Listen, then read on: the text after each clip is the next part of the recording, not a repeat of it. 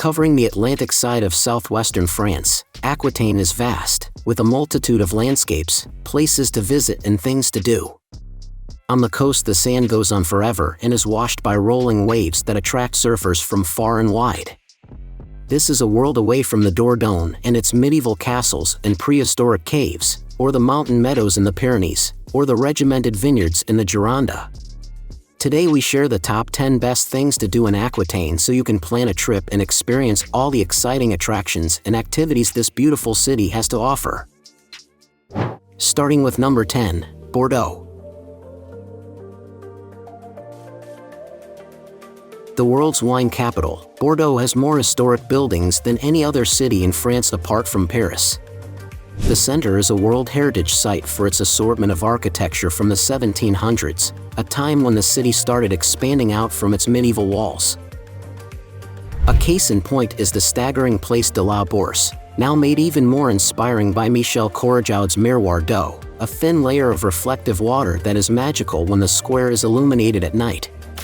There's a great deal more to see than just this, like the medieval gate Port Callao, the Grosse Cloche Belfry, the iconic Pont de Pierre and the striking monument Aux Girondins, with its rampaging horses.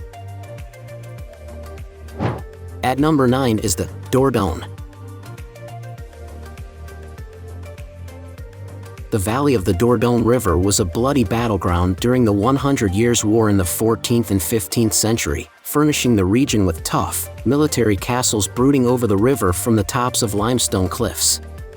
One of the great ways of seeing fortresses like Baynac and Castelnaud, as well as the historic little villages on the riverbanks, is to hire a canoe for a few hours and let the gentle currents do the work. The Dordogne malleable limestone also gave homes to Paleolithic cave dwellers who left behind paintings that still have the power to captivate nearly 20,000 years later. At number 8, Grande Plage in Biarritz. On Aquitaine's 270-kilometer-long Atlantic coast there's exhilaration and relaxation in equal measure. If you want to recharge your batteries, then Hendaye, just on the border with Spain, would be an obvious choice, with a flat, spotless beach at the mouth of the Bidasoa River. As with most beaches in the region, the conditions are fabulous for water sports like bodyboarding and kitesurfing. Further up, Grande Plage in Biarritz is world famous and offers ample room for sporty types and those who want to do nothing. At number 7, Dune du Pilat. An hour west from Bordeaux and just south of the Laurentian Bay is a natural wonder that you really should try to visit.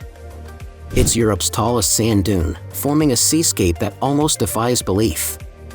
The dune gets up to more than 100 meters, and at the crest the views on either side are astounding.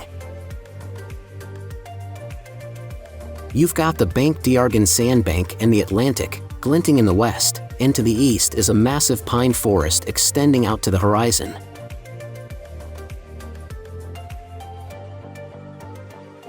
At number 6 in our list, Jardin Eyrignac. If you've got a soft spot for the French formal topiaries, these gardens attached to a 17th century manor house will be right up your street. There are 10 hectares of boxwood sculptures that requires tens of thousands of man-hours a year to maintain. You can get an audio guide that explains the garden's 5 different sections, each with a limitless diversity of creative shapes and demarcated to make it feel like you're entering rooms with furniture rather than something that's alive. At number 5, Boulevard des Pyrénées. Set at the top of bluffs on Pausgave River, this balustrade walkway is like a giant balcony with a glorious view that you could study for hours. In the near distance are rolling hills, some capped with chateaus, and further on are the skyscraping peaks of the Pyrenees, individually identifiable as a widescreen panorama. Right before you are gardens terraced onto the steep slope, and you can explore these and amble down to the Ouse River via the zigzagging Seigneurs du Roi footpaths. At number 4, Rocher de la Vierge.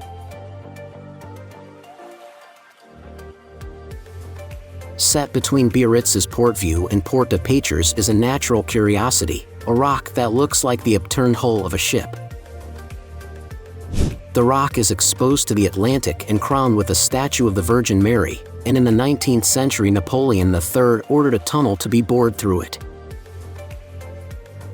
At this time it was used as a whale-watching platform, and today it's just one of those things that you have to do when you're in Biarritz.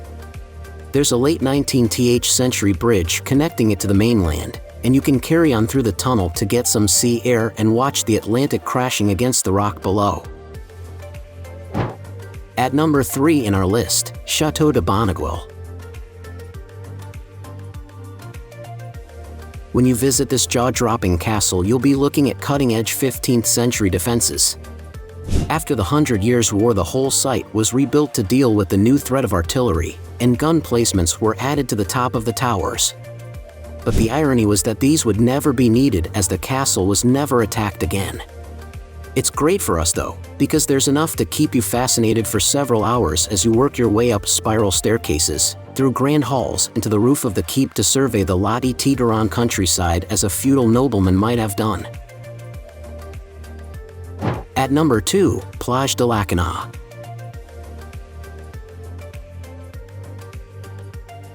Landis is Europe's undisputed surfing capital, but it has some beaches and experiences that rank it high in the world too.